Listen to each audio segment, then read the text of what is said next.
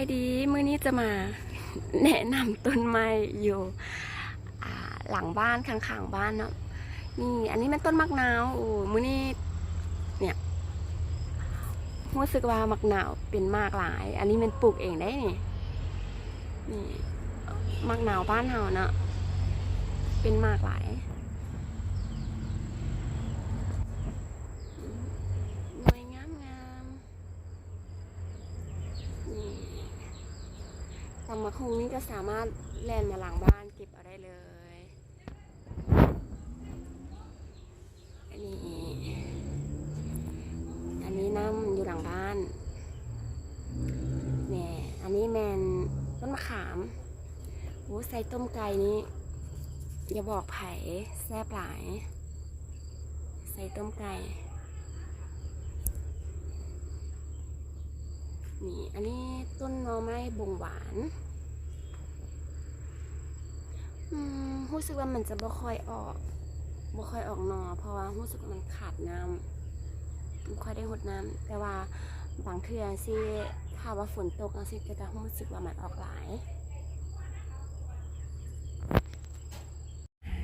อันนี้ละแมนต้นไผ่บ้านเนาะจะมันก็จะเป็นอย่างสิก็จะมีหน่ออยู่นะเดี๋ยวมื้อแรงจะเห็ดแกงหน่อไม้กินนี่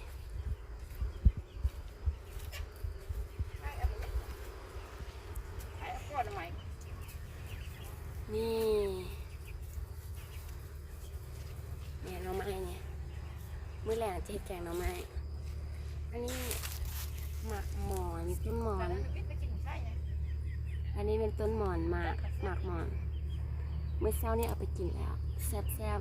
ส้มๆหวาน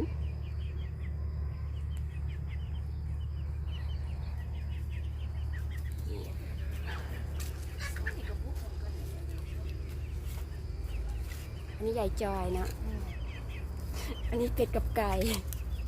นี่ปลูกต้นมะขามเพื่อสิ่งนี้โดยเฉพาะ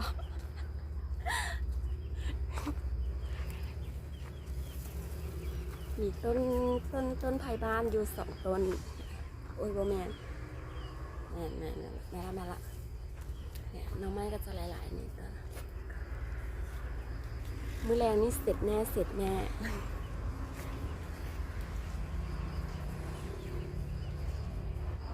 หลังบ้านก็จะประมาณนี้เนาะเป็นป่าเป็นเขาภูเขาภูดอยอันนี้เป็นต้นบอนหวานเนี่ยอยากกินออมบอนนี่สามารถแล่นมาหลังบ้านเอาใส่แซ่บเฮ็ดแบบอาหารบ้านเฮานี่แซ่บหลายนี่อันนี้ละแม่นะเขาเอิ้นว่าอีหยังว่าผักกันจองนี่เอาไปลวกเอาไปต้มใส่มีเอาไปลวกใส่กับปนป่านี่แซ่บหลายเห็นบ่นี่หอยก็มีอยากกินหอยจับขู่มาได้เลยอันนี้น้ำจะรู้สึกว่าน้ำมันจะท่วมหลายเนี่ยอันนี้ภาษาลาวเอิ้นว่าผักกุมนะผักกุมนี่ก็เราสามารถเก็บเอายอดอ่อนของมันแล้วก็เอาไปแช่ใส่น้ำแล้วก็แช่ไว้ประมาณ2-3 มื้อแล้วก็จะสามารถแบบเอาออกมาแล้วก็จะปรุงเครื่องด้วยพวกข้าวพวกเกลือแป้งนัวเพื่อแบบให้มันสุ่มคล้ายคือกับสุ่มผักแล้วเอาไว้ประมาณมื้อ 1 หรือ 2 มื้อแล้วก็จะสามารถแบบเอาไปกับป่นเอาไปกับแจ่วเอาไปกับอีกอย่างก็ได้จะแซ่บนะถ้าเราเห็นอยู่ท้องตลาดเนี่ยสิเพิ่นก็จะมีขาย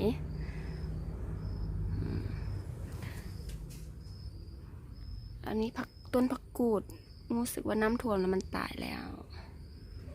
นี่อันนี้ผักนี่ก็กินได้ผักอันนี้เขาจะเอิ้นมาผักบ่ชื่อละแต่ว่าเพิ่นจะเอาไว้เฮ็ดซุปผักใส่กับเอาหลามเอาใส่กินดิบก็ได้เป็นพวกประมาณกับปนกับลาบอะไรพวกนี้จะเป็นพวกสมุนไพรล้วนแต่เป็นสมุนไพรนี่อันนี้มันผักนอกนะอันนี้มันผักนอกนี่ก็จะเป็นสมุนไพรชนิดนึง เราสามารถเอาไปเฮ็ดยำก็ได้ เอาไปเฮ็ดยำแล้วก็เอาไปเฮ็ดกับป่นกินดิบพวกเนี้ยหรือจะเป็นน้ำผักนอกเขาเอิ้นว่าใบโบบกเป็นพวกเฮ็ดน้ำปั่นก็ได้ที่แบบว่ากินแก้ซ้ำในกินห้อนในไผ่อกหักก็สามารถกินเฮ็ดกินน้ำใบบัวบดแก้ซ้ำในก็ได้กินแล้วเศร้าอกหักต้นนี้เขาจะเอิ้นว่าต้นสมพอดีเนาะต้นสมพอดีนี่เขาก็ใส่สำหรับใส่แกงปลาใส่แกงพวกต้มไก่มันจะเวลาของใส่มันจะส้มๆแบบเขาเอิ้นว่าส้มพอดีแหละอันนี้เนี่ยอันนี้คือเอิ้นมาผักหอมแป้นมันก็จะมีหลายๆชื่อเนาะแต่ว่าบ้านข้าพเจ้าเอิ้นว่าผักหอมแป้นผักหอมหนามนี่มันก็จะเป็นหนามในตัวนี้แกละตัวนี้ก็จะเป็นออกมาใหม่ๆกำลังจะใหญ่ไส้แบบว่าไส้กับลาบไส้เป็นหอมเป็นพวกแบบไส้กับอีหยังก็ได้กินดิบก็ได้กินสุกก็ได้เนาะ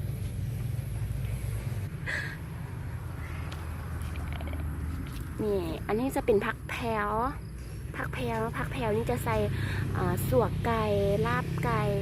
อันนี้กับเป็นพวกกับประเภทปิ้งนี่จะแซ่บหลาย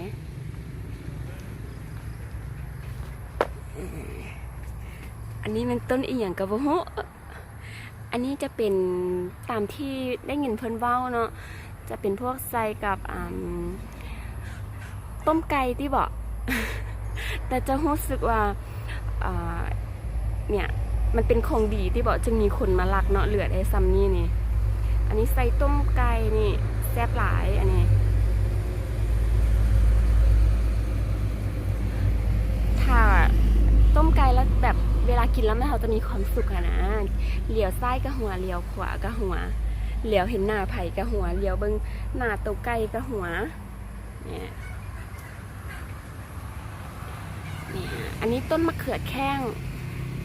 มะแข้งขมเนาะมันยังบ่ทันเป็นมากเลยตัวนี้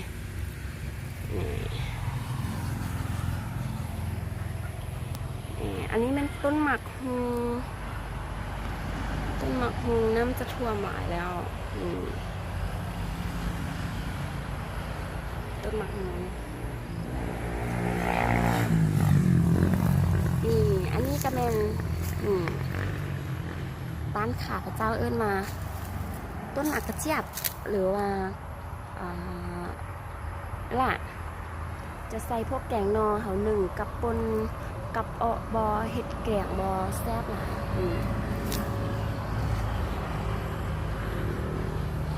อันนี้เป็นมะเขือพวกนี้ก็จะเป็นมะเขือขมได้บขมได้ปนกันเนาะกำลังเป็นหมากน้อยๆ